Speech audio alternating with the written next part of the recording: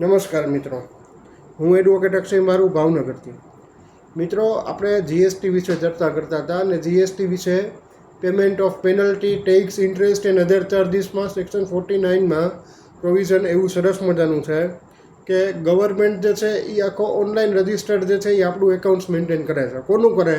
તો કે જે વ્યક્તિનું ટર્નઓવર ટેક્સેબલ છે. ટેક્સેબલ છે એટલે કે ઇન ધ સેન્સ જેને રજિસ્ટ્રેશન લેવું ફરજિયાત છે. આ પહેલી વાત. જેને સેલ્ફ એસેસ ટેક્સ ભરવાનો હોય છે અથવા તો જે કમ્પોઝિશન સ્કીમના ડીલરો છે, બરાબર, તો એને તો આવી કાંઈ માથાકૂટ રહેતી જ નથી. કારણ કે કમ્પોઝિશન સ્કીમમાં તો કેવું છે કે 1 એપ્રિલથી 31 માર્ચ, બરાબર, એ 31 માર્ચે એને આખા વર્ષમાં જેટલો ધંધો કર્યો છે એ ધંધો જો 20 લાખથી વધારે ન હોય, બરાબર, એનું ટર્નઓવર, તો એને કમ્પોઝિશન સ્કીમનો લાભ મળે છે. પણ હવે આમાં જો સૌથી પહેલાં તો આપણે કોઈ પણ ટેક્સનું પેમેન્ટ કરીએ, બરાબર, તો હવે આ બધું ઓનલાઈન થઈ ગયું છે. એટલે તમે આરટીજીએસ કરો, એનઈએફટી કરો કે ચેક આપો, આપણી ટેક્સની લાયબિલિટી જે છે એ તમારું ડ્યુઝ જે છે એ કઈ તારીખનું છે એ પહેલાં આમાં ધ્યાન રાખવાનું. હવે આવું શું કામ? તો કે ડ્યુઝ જે છે એ જે તારીખનું આગલા દિવસનું હોય ને તમે બીજા દિવસે ચેક આપ્યો તો એ પેનલ્ટીમાં ગણાય છે. તો 100 રૂપિયાની પેનલ્ટી જે છે એ એમાં લાગે. પણ ડ્યુઝમાં ચેક જ્યારે આપો છો તો ચેક જ્યારે બેંકમાં ડિપોઝિટ એટલે ક્લિયરન્સ માટે જાય છે ત્યારે એ તમારી લાયબિલિટી પૂરી થઈ ગઈ કહેવાય. હવે આ આખું ઓનલાઈન રજિસ્ટર જે છે એ સરકાર મેન્ટેન કેવી રીતે કરે?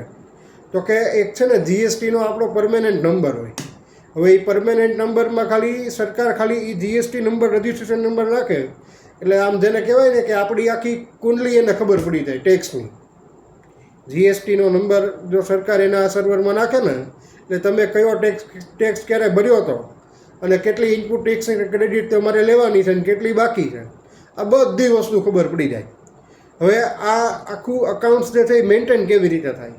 તો કે સૌથી પહેલાં તો જે ઇન્ટિગ્રેટેડ ટેક્સના પૈસા છે, એટલે કે તમે એવો બિઝનેસ કર્યો હોય કે જે તમારા હોમ સ્ટેટની બહારથી છે, પછી તમે એ માલ વેચ્યો હોય કે ત્યાંથી લીધો હોય, એના પૈસા જે છે ઇન્ટિગ્રેટેડ ટેક્સમાં જ વપરાય. હવે ઇન્ટિગ્રેટેડ ટેક્સમાં જો તમારે આઈટીસી ભરવી પડી કે ક્લેમ કરવી પડી તો એ જે છે એ ઇન્ટિગ્રેટેડ ટેક્સની જે આઈટીસી જે છે એની માટે જ ક્લેમ થાય. એટલે આઈટીસી માટેનું જે ફોર્મેટ છે એ એવું છે કે તમે બધા ડ્યુઝ પેમેન્ટ કરી દીધા પછી જો ઇન્ટિગ્રેટેડ ટેક્સમાં તમારી પાસે બેલેન્સ વધ્યું છે તો એ વસ્તુ જશે ક્યાં? તો કે પહેલાં એ આઈટીસી જો બાકી હશે તો એમાં એ એડજસ્ટ થઈ જશે, પણ પછી જો બેલેન્સ વધશે તો એ સેન્ટ્રલ ગવર્મેન્ટ ટેક્સ માટે વપરાશે. હવે સ્ટેટનો ટેક્સ અને સેન્ટ્રલનો ટેક્સ છે ને એ અલગ છે. એટલે સ્ટેટના એકાઉન્ટના પૈસા એના હેડના જે પૈસા હોય, બરાબર, એ તમારી લાયબિલિટી જે છે એ તમે સ્વિચ ઓન ના કરી શકો. તો મિત્રો, આશા રાખું છું કે આજનો લેક્ચર સમજાણો હશે. મારું નામ છે એડવોકેટ અક્ષય મારું. મોબાઈલ નંબર છે 94 26 39 59 41. નમસ્કાર મિત્રો, જય હિન્દ, જય સંવિધાન.